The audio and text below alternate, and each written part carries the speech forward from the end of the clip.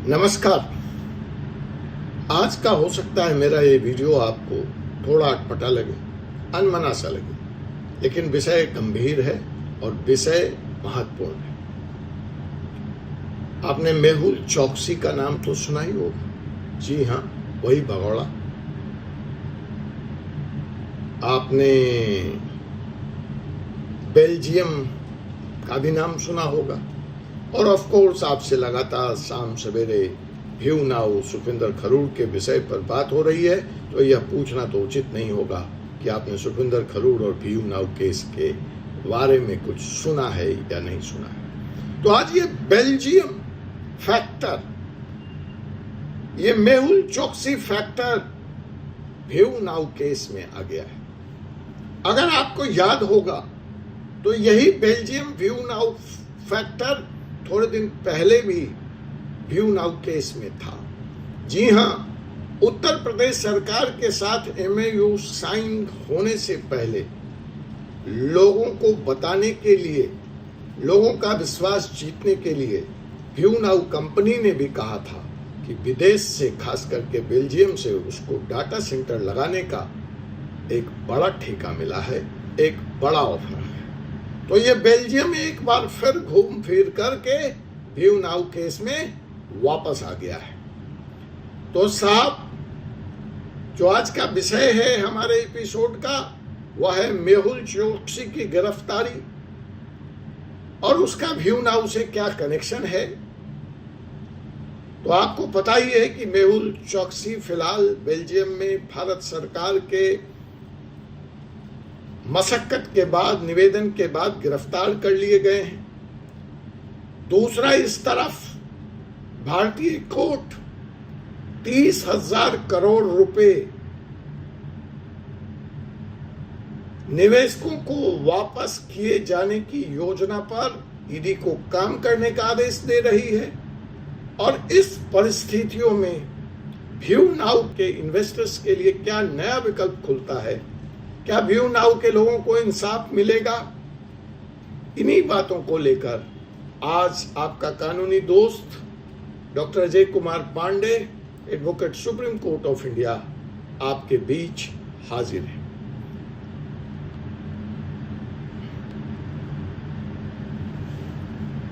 आज की यह जो खबर है, मतलब यह जो खबर है आज की तो नहीं कहनी चाहिए, थोड़ी पुरानी है, कि जहां मेहुल चोकसी गिरफ्तार हुए, उधर ईडी से 30,000 करोड़ रुपए वापस करने की योजना पर काम करने को कहा गया। इन सब के बीच एक बड़ा गेम चेंज हो गया है अचानक देश में। एक बड़ी गेम चेंजिंग डेवलपमेंट है, जिसमें एक तरफ मेहुल चोकसी हैं जो बेल्जियम में गिरफ्तार हैं, दूसरी तरफ इन्फोर्समेंट डायरेक्टरेट है जिसने 30,000 करोड़ रुपए से भी ज्यादा की संपत्ति इन्वेस्टर को वापस करने की जद्दोजहद से गुजर रही है। दोस्तों, यह जो दोनों जीत है, दो बड़ी जीत, दो डिफरेंट फ्रंट पर, मैं इसको क्यों जक्सटापोज करके आपको व्यू नाउ के संदर्भ में समझाना चाह रहा हूं। कसूरवार को सजा दीजिए, मेहुल चोकसी की गिरफ्तारी हो गई, ठीक है, that is one front of the justice. आपने किया, अच्छा है। उसी तरह से सुखविंदर खरूड़ को, डिम्पल खरूड़ को, आरिफ निसार को आपने गिरफ्तार कर रखा है, अच्छा है। अब उसी न्याय के दूसरे हाथ को देखते हैं। वहां पर आप 30,000 करोड़ रुपए की वापसी की योजना पर काम कर रहे हैं, यहां पर क्यों नहीं? तो अगर लूट संपत्ति की हुई है तो उसको अटैच कर रही है ईडी, या कह के कि वो इन्वेस्टर्स के इंटरेस्ट को प्रोटेक्ट करना चाहती है, तो जनाब ईडी वालों, विश्वास की भी तो लूट हुई है, उस विश्वास की भी तो वापसी होनी चाहिए। और उसकी वापसी तभी संभव है जब इन्वेस्टर्स को उनका पैसा वापस दे दिया जाए। मेहुल चोकसी केस में क्या हुआ? पंजाब नेशनल बैंक उसका सबसे बड़ा विक्टिम था। उसका सबसे बड़ा पैसा मेहुल चोकसी लेकर भागा था। 2018 में, जी हां, ये मेहुल चोकसी नीरव मोदी का साथी और अब बेल्जियम से गिरफ्तार हुआ है। लेकिन उसकी गिरफ्तारी से पंजाब नेशनल बैंक को क्या फायदा? पंजाब नेशनल बैंक में जिन निवेशकों के पैसे रखे गए थे उनको क्या फायदा? तो इन्हीं बात को मद्देनजर रख करके ईडी से यह कहा गया है कि चलिए गिरफ्तारी तो हो गई सीबीआई के कहने से, पर सवाल यह भी है कि क्या सिर्फ गिरफ्तारी से इंसाफ हो जाएगा? नहीं, इंसाफ तब होगा जब लूट का पैसा वापस आएगा। और ईडी इसी लूट के पैसे के वापसी के एजेंडे पर काम कर रही है। उस दिन जब बेल्जियम में चोकसी गिरफ्तार हुआ तो इधर देश में एक और बड़ा काम हो रहा था, न्याय की उसी विसंगतियों को बैलेंस करने के लिए। यूनियन मिनिस्टर पंकज चौधरी ने भारतीय संसद को बताया कि आज 515.31 करोड़ का डिमांड ड्राफ्ट, देखिए इधर उधर मत जाइए, बिल्कुल भारतीय संसद में पंकज चौधरी जी ने बताया कि 515.31 करोड़ का demand draft retired justice D K Seth ji को सौंप दिया गया। डीके सेठ जी कौन है?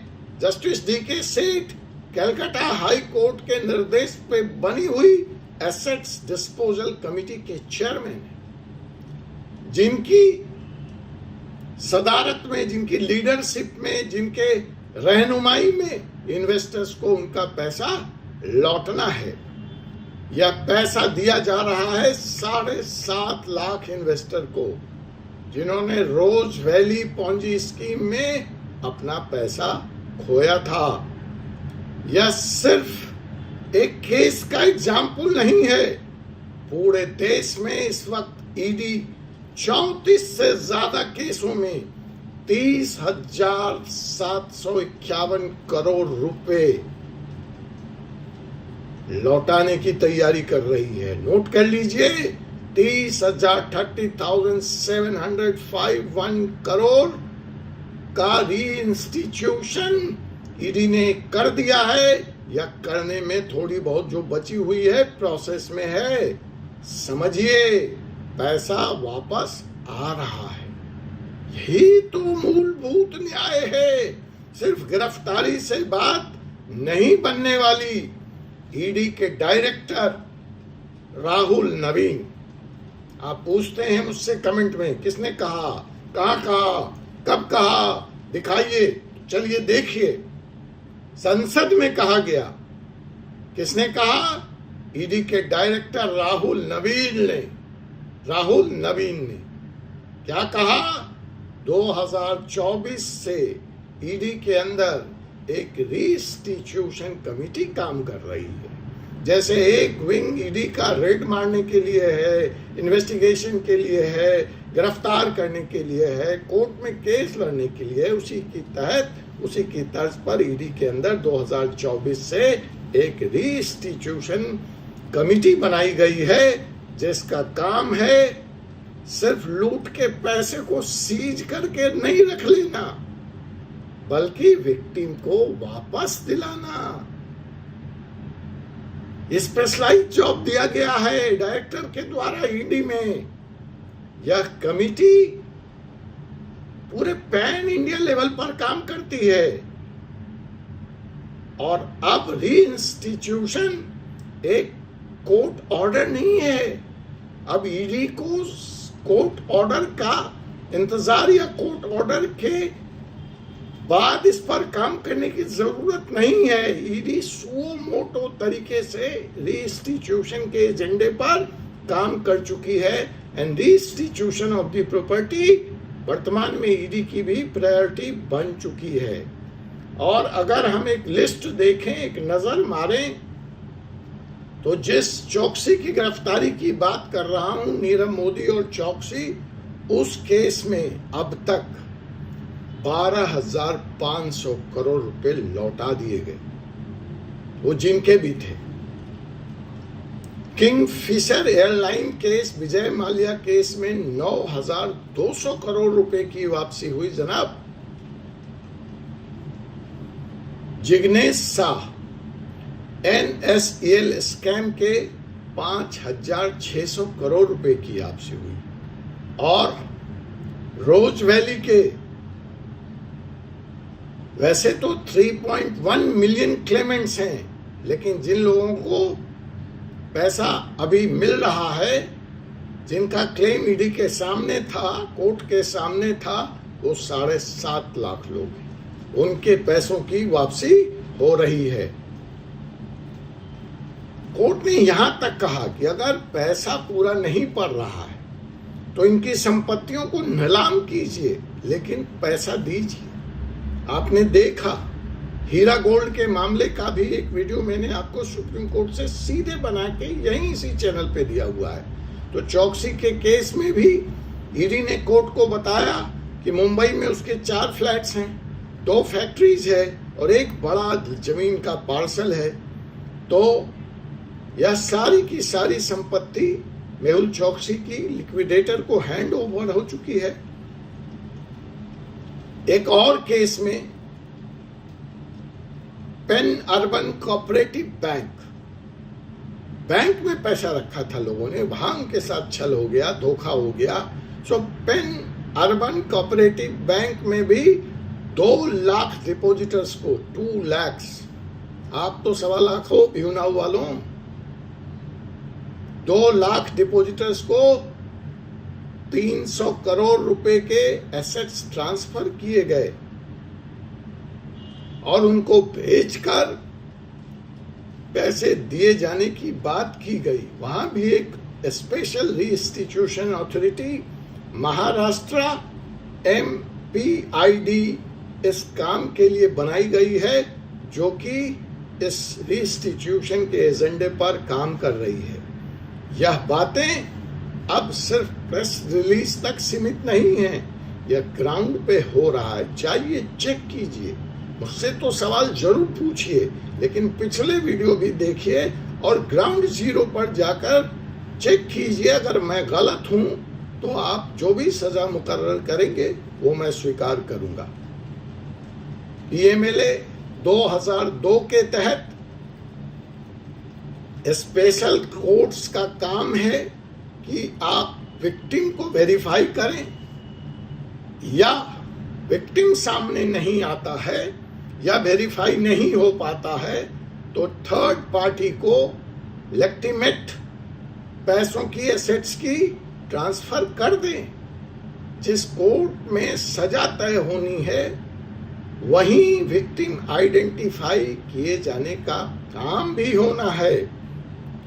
रीइंस्टीट्यूशंस के भी 3 स्टेप्स हैं। आप बार बार पूछते हैं कि हमारा पैसा कब मिलेगा, तो पहले तो प्रक्रिया शुरू कीजिए, उसके बाद इसके 3 स्टेज हैं, 3 स्टेप्स हैं। अटैचमेंट ऑफ प्रॉपर्टी, उसके बाद confiscation of the property by court, और उसके बाद रीइंस्टीट्यूशन टू वेरीफाई द क्लेमेंट। और इस पूरे प्रोसेस में, तीनों के तीनों प्रोसेस में, चाहे हम किसी राज्य की हाई कोर्ट को ले लें या देश की शीर्ष अदालत को ले लें, अब तक की जजमेंट से, अब तक के एटीट्यूड से यह कहा जा सकता है कि इन दोनों कोर्टों का प्रो विक्टिम स्टैंड रहा है। तो पूरी संभावना है कि व्यू नाउ में भी यही स्टैंड कायम रहेगा।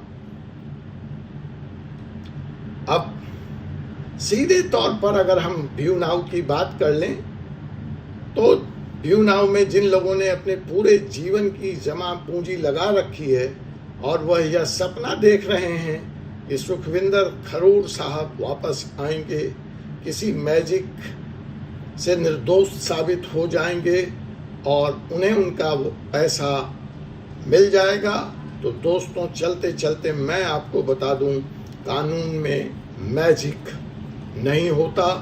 कानून प्रोसेस का नाम है, कानून प्रोसेस से ही चलता है, और वो प्रोसेस चलता है प्रूफ के साथ, सबूत के साथ, धैर्य के साथ, पेशेंस के साथ। अगर ईडी, कोर्ट और गवर्नमेंट मिलकर 30,000 करोड़ रुपए से ज्यादा वापस ला सकती है, तो आपको भी अब जग जाना चाहिए।